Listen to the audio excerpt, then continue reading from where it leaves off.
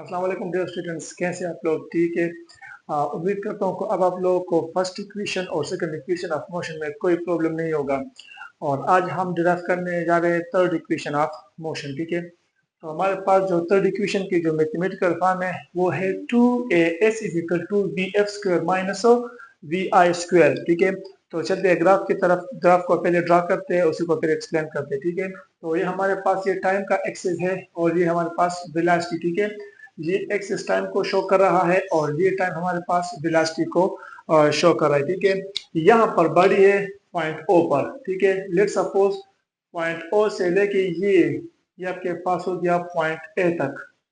तो यहाँ से लेके यहाँ तक बॉडी का जो वेलोसिटी है उसको हम कहते हैं इनिशियल वेलोसिटी वी आई। ठीक है, और पॉइंट ए पर बॉडी एक्सेलरेट कर जाती है, वो यहाँ तक पहुंच जाते हैं विद यूनिफॉर्म एक्सेलरेशन ए, और ये पहुंच गया पॉइंट बी तक। तो अब पहले इसकी जो है ना वेलोसिटी इतना ये वाला ये वेलोसिटी को शो कर रहा था, और अब इसकी वेलोसिटी बढ़ गई क्योंकि इसमें एक्सेलरेशन आ गया, और एक्सेलरेशन से बॉडी की वेलोसिटी या तो बढ़ती है या इसमें डिक्रीज आती है। ठीक है, लेकिन यहाँ पर जो है ना यहाँ पर हमारे पास वेलोसिटी जो है ना वो बढ़ गई है क्योंकि यहाँ से इतने वैल्यू से वो इतना बन गया। ठीक है, तो ये अब ये हमारे पास ये आपका फाइनल वेलोसिटी हो गया। This is a final velocity. ठीक है, और अगेन ये हमारे पास ओ ए ये बी, और अगर मैं इसमें इस तरह से आसानी के लिए कर लूँ ओ ए बी ये सी और ये आपका हो गया डी। ठीक है, और ये आपका सिंपल सा ग्राफ है। इसी ग्राफ को मैंने यहाँ पर इंग्लिश में लिख कर दिया। ठीक है, क्योंकि आपने ग्राफ को एक्सप्लेन भी करना है, तो हम इस तरह कह सकते हैं कि let a body start motion from origin O and reach point A with initial velocity vi. Now at point A the body accelerates with uniform acceleration A and reached point B. Now the velocity of the body will become final velocity and it takes some time t. ठीक है, तो यहाँ से लेके यहाँ तक आपका final velocity है। अब हम क्या करते हैं, पहले इस ग्राफ से हम डेटा निकालते हैं कि इस ग्राफ में हमारे पास क्या क्या है, तो डेटा निकालते हैं। ठीक है, तो ग्राफ में आप अगेन देखिए, क्योंकि मैंने आपको पहले ही बताया था कि ग्राफ जो है ना वो तीनों का सेम है, डेटा भी तीनों इक्वेशन का क्या है वो भी सेम है। ठीक है, तो ओ ए वो बराबर है सी डी की, और वो बराबर है हमारे पास इनिशियल वेलोसिटी। ठीक है, अब आई ए सी बराबर है ओडी की, ए सी इज इक्वल टू वो हमारे पास बराबर है ओडी की, और वो टाइम को शो कर रहा है, टाइम कॉन्स्टेंट। ठीक है, और हमारे पास जो बी डी है बी डी वो बराबर है किस चीज की, फाइनल वेलोसिटी की। अब और यहाँ से ये बी सी है, वो मैंने फर्स्ट और सेकंड इक्वेशन में डिराइव भी किया कि हमारे पास बी सी ये स्लोप के फार्मूले से हमने निकाला है। तो बी सी वो हमारे पास बराबर है किस चीज की, ए टी। ये आपके पास हो गया डेटा। ठीक है, अच्छा, अब अगर आपको याद हो तो लास्ट वीडियो में सेकंड इक्वेशन ऑफ मोशन आप लोगों को बता दी था कि हमारे पास ग्राफ में ये जो एरिया है, ये ऑक्युपाइड एरिया, ये किस चीज को शो करता है, ये हमारे पास डिस्टेंस को शो करता है। जितना एरिया ज्यादा ऑक्युपाइड होगा तो इसका मतलब है कि बॉडी ने ज्यादा जो है ना वो डिस्टेंस कवर किया है। तो ये वाला ये जो एरिया है इसको हम कहते हैं डिस्टेंस कवर्ड बाय बॉडी। अच्छा, ये फुल एरिया, ये जो जितना एरिया यहाँ पर कवर्ड हुआ है। ठीक है, तो ये हमारे पास डिस्टेंस को शो कर रहा है। ठीक है, अच्छा, अब जो सेकंड इक्वेशन ऑफ मोशन है और थर्ड, इसमें थोड़ा सा डिफरेंस है। सेकंड इक्वेशन में हमने इन दो सेपरेट शेप को लिया था, ट्राइंगल प्लस रेक्टेंगल, और इनकी एरिया को मल्टीप्लाई करके सम करके हमने टोटल जो है ना वो एरिया निकाला था, जिसको बाद में हमने वो डिस्टेंस को उससे रिप्रेजेंट किया कि डिस्टेंस के बराबर। ठीक है, तो ये जो है ना ये ट्राइंगल और ये रेक्टेंगल, अब अगर मैं इनको सेपरेट ना लूँ, इनको कंबाइन एक बड़ी लूँ कंबाइन, फॉर एग्जांपल जिस तरह के हमारे पास मैथ्स में इस तरह की एक शेप बन जाएगी इस तरह, और फिर जो है ना ये अगर मैं इस तरह ड्रा कर दूँ ये, ठीक है, और इस तरह ये शेप है। लेकिन अगर इसको मैं सीधा कर लूँ वर्टिकल पोजीशन में ले आऊँ तो ये वाला ये शेप बन जाएगा, ये शेप। लेकिन अगर इसको मैं इस तरह नीचे रख दूँ हॉरिजॉन्टली तो ये ए की शेप है, सिर्फ इसकी जो है ना वो पोजीशन, स्टैंडिंग पोजीशन वो अलग है। तो इस शेप में मैथ्स को हम कहते हैं ट्रेपीजियम। ठीक है, ट्रेपीजियम। तो अब हम स्टार्ट लेंगे एरिया ऑफ ट्रेपीजियम से। तो हम इस तरह लिखेंगे, यहाँ पर लिख देंगे कि डिस्टेंस, इसके नीचे आप कंटिन्यू करें क्योंकि अब हम डिराइव करने जा रहे थे इक्वेशन ऑफ मोशन को। तो हम लिख लेंगे अब distance is equal to area of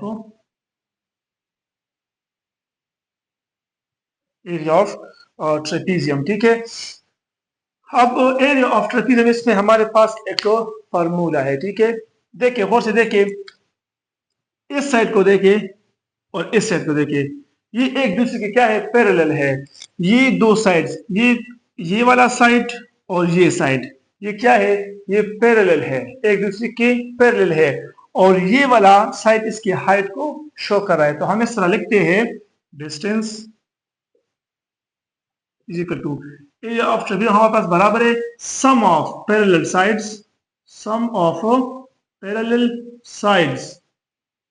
ठीक है, सम ऑफ पैरेलल साइड्स, इन दोनों साइड्स की सम को एडिशन बोलेंगे, sum of parallel sides multiply by height. Height ये वाले इसको शो करिए, ये आपके पास हाइट है। Sum of parallel sides multiply by height divide by 2। तो ये जो है ना ट्रेपेजियम के एरिया को मालूम करने के लिए हमारे पास ये फार्मूला है, sum of parallel sides multiply by height divide by 2। तो अब आप दोबारा आ जाए यहाँ पर इस ग्राफ में। तो इसकी जो पैरेलल साइड्स है, एक OA is parallel to BD। तो अब अगर हम यहाँ पर लिख के कि distance is equal to sum of parallel sides, तो वो है OA प्लस BD,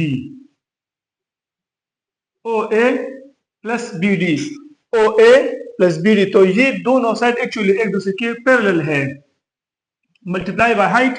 तो हाइट आपके पास क्या, ये है OD, ये वाला हाइट है, तो यहाँ पर ये आपके पास OD, आपके पास हाइट है OD, और नीचे 2 अपनी जगह पर। ठीक है, तो अभी भी हो गया। अब यहां से नीचे इस इक्वेशन में वैल्यू पुट करें, तो हमारे पास डिस्टेंस वो कुछ इस तरह बन जाएगा कि डिस्टेंस हम S से रिप्रेजेंट करते हैं।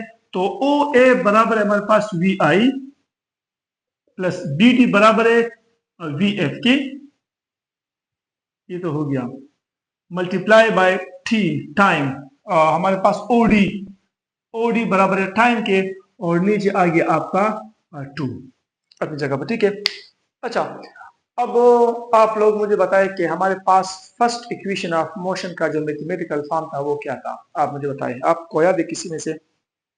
अच्छा, हमारे पास जो फर्स्ट इक्वेशन ऑफ मोशन था वो ये था। अगर आपको मैं यहाँ पर लिखूं, चलो यहाँ पर लिखते हैं V F is equal to V I plus A T, ये फर्स्ट इक्वेशन ऑफ मोशन है। तो अब यहां से हम टी की वैल्यू को निकालेंगे, टी के लिए। ठीक है, टी के लिए इसको सॉल्व कर, तो ये वी आई यहाँ पर प्लस है, वहां पर ये माइनस हो जाएगा। तो V F minus V I is equal to यहाँ पर ए टी रह जाएगा। ठीक है, अब यहाँ पर ए जो है ना ये टी के साथ मल्टीप्लाई है, उस साइड पर ए डिवीजन में चला जाएगा। तो लिख सकते हैं कि V F minus V I divide by A equal to T. तो फर्स्ट इक्वेशन ऑफ मोशन से मैंने टी की वैल्यू को निकाल दिया। अब इसी टी की वैल्यू को यहां से उठा के यहां मैं पुट कर लूंगा यहां पर। ठीक है, इसी टी की वैल्यू को यहां पर पुट कर ले, तो हमारे पास कुछ इस तरह इक्वेशन बन जाएगा, S is equal to V I plus V F into T की जगह V F minus V I, नीचे एक ये 2 और ये वाला a, 2a नीचे आ गया। अब ये 2a यहाँ पर मल्टीप्लाई है, यहाँ पर ये डिवीजन में आ जाएगा, तो 2as इज इक्वल टू, अच्छा इस साइड पर देखिए ये V I plus V F है, मैं इसको इस तरह लिख सकता हूँ, आप मुझे बताइए वी एफ प्लस वी आई, मैंने वी एफ को पहले लिख दिया। ठीक है, तो क्या मैं लिख सकता हूँ तो बिल्कुल मैं लिख सकता हूँ, मैंने आपको पहले बताया था कि 2 + 3 = 5 या 3 + 2 = 5, मतलब 2 और 3 को आप अगर आगे पीछे कर ले तो इससे रिजल्ट पर कुछ फर्क नहीं पड़ेगा। और ये वाला VF - VI अपनी जगह पर। अच्छा, अब इसको रीअरेंज करने का मकसद ये था कि मैं इसको मैथमेटिक्स के फार्मूले के लिए फिट कर दूं। वो क्या, हमारे पास मैथमेटिक्स का एक फार्मूला है, ऊपर मैं लिख लेता हूं कि हमारे पास a + b और a - b, ये किस चीज के बराबर है? a + b into a - b, वो हमारे पास बराबर है a² - b² के बराबर है। तो उस फार्मूले को यूज करके कि a + b into a - b वो बराबर है a² - b² के, तो इसलिए हमारे पास अगर ये a है, ये b है, मगर मैं ऐसा लिखूं कि हमारे पास a, ये b, ये हमारे पास a और ये b, तो ये बिल्कुल फार्मूले के लिए फिट है। तो इसको मैं इस तरह लिख सकता हूं कि 2as = vf² - vi², और ये है हमारे पास थर्ड इक्वेशन ऑफ मोशन। ठीक है, तो ये हमने प्रूफ किया थर्ड इक्वेशन ऑफ मोशन को। उम्मीद करता हूँ कि आप लोग इसको समझ चुके होंगे। आप इसको दोबारा भी चेक कर ले, ठीक है, इस पर प्रैक्टिस कर ले, ये इंतहाई इंपॉर्टेंट है। ठीक है, अल्लाह हाफिज।